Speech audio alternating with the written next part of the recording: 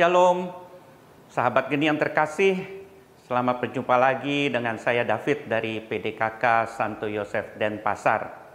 Hari ini kita sama-sama ingin merenungkan bacaan Injil yang diambil dari Matius 8 ayat 28 sampai 34. Inilah Injil Yesus Kristus menurut Matius.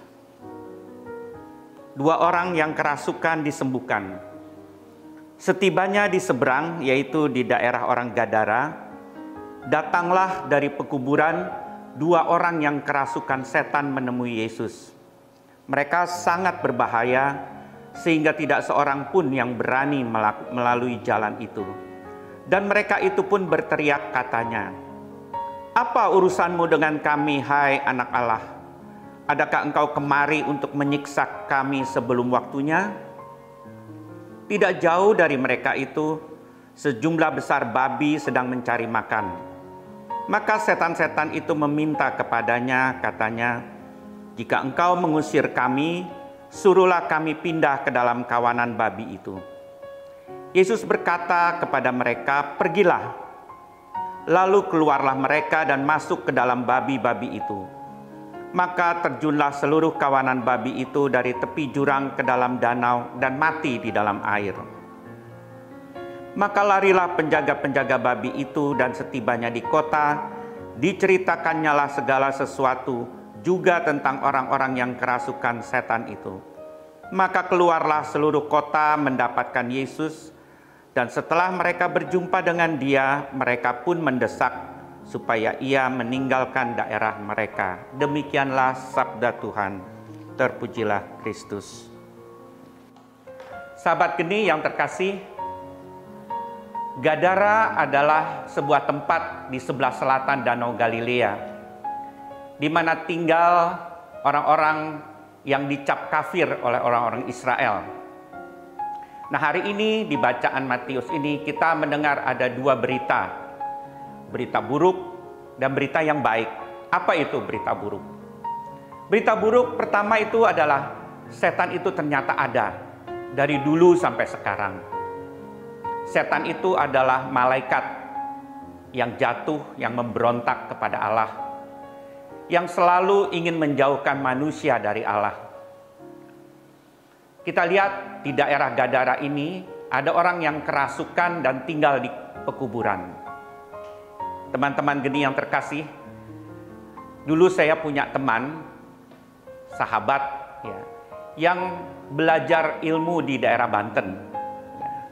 Ini dia orang Jawa, dan pada saat dia kemasukan, ya, yang masuk itu adalah roh orang Sunda. Sehingga pada saat dia ngomong itu, dia ngomongnya bahasa Sunda tinggi, ya, padahal dia adalah orang Jawa. Jadi kita bisa lihat bahwa orang kerasukan, ya, dia tidak tahu lagi siapa dirinya. Ya. Dia tinggal di pekuburan, dia mencintai kegelapan, dosa, dan hatinya dikuasai oleh macam-macam perasaan negatif yang jahat. Ya.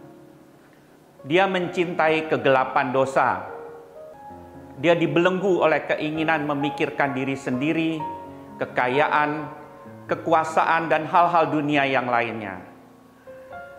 Gambaran orang yang kerasukan tinggal di pekuburan ini adalah gambaran orang-orang yang terbuang dari kehidupan masyarakat, dijauhi orang, yang tidak berarti bagi orang lain, yang tidak percaya lagi bahwa ada orang yang mencintai dia. Namun dalam bacaan ini pun kita bisa melihat berita yang baik. Berita yang baik itu tidak lain adalah Allah sendiri. Ada satu ciri khas dari Allah, yaitu hatinya yang selalu tergerak oleh belas kasih. Allah tidak pernah tega melihat manusia yang diciptakannya seturut gambar dan citranya dibelenggu oleh kuasa yang jahat, yang mengalami penderitaan. Oleh karena itu Allah mengambil inisiatif untuk menyelamatkan umatnya. Dia hadir dalam sosok seorang Allah manusiawi yang bisa dilihat, didengar, diraba, yang mengerti kelemahan-kelemahan manusia. Dia hadir dalam diri Yesus Kristus yang diutus sebagai terang untuk mengusir kegelapan, untuk menyembuhkan berbagai penyakit, untuk membebaskan manusia dari belenggu dosa, untuk mengusir setan, dan menyatakan kasih Allah untuk manusia. Hal yang lain yang dapat kita dalami dari bacaan ini adalah tentang hal pengusiran setan. Pengusiran setan ini memiliki beberapa arti. Pertama adalah merupakan kemenangan kerajaan Allah atas kuasa-kuasa kegelapan. Kedua, bahwa Yesus itu adalah sungguh putra Allah. Dan setan sendiri sudah mengakui bahwa Yesus adalah anak Allah.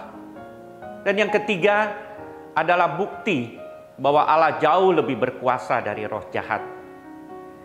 Nah, teman-teman geni yang terkasih, kita bisa lihat realitas yang sekarang ada di sekeliling kita.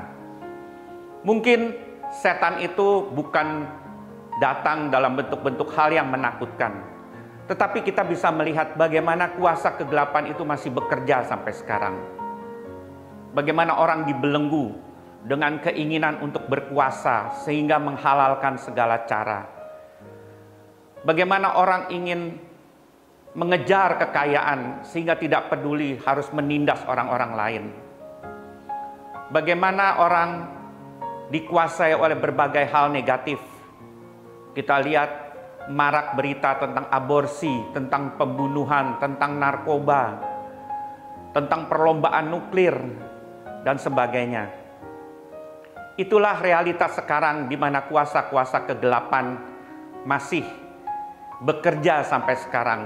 Sehingga orang-orang juga banyak yang merasa diabaikan, tidak dicintai, terasing dari dunia. Teman-teman geni yang terkasih, sebagaimana orang yang kerasukan datang kepada Yesus, dia sepenuhnya sadar bahwa dengan kekuatannya sendiri dia tidak bisa menyelamatkan dirinya. Kita pun diundang untuk datang kepada Yesus. Walaupun kita sudah terlanjur jatuh, ataupun hidup kita sudah terlalu jauh dari hidup yang Allah inginkan. Mungkin juga kita bisa melihat orang-orang di sekitar kita yang dijauhi, yang mungkin karena luka-luka batin mengalami kepahitan hidup. Bagaimana orang-orang yang merasa jauh dari Tuhan, merasa tidak dicintai lagi oleh Allah. Mari kita bawa mereka semua juga kepada Yesus, supaya Yesus melepaskan semua belenggu-belenggu dari hidup kita. Teman-teman geni yang terkasih, Allah selalu ingin menyelamatkan kita. Mari kita datang, kita sambut tawaran Allah ini, agar kita selamat. Amin.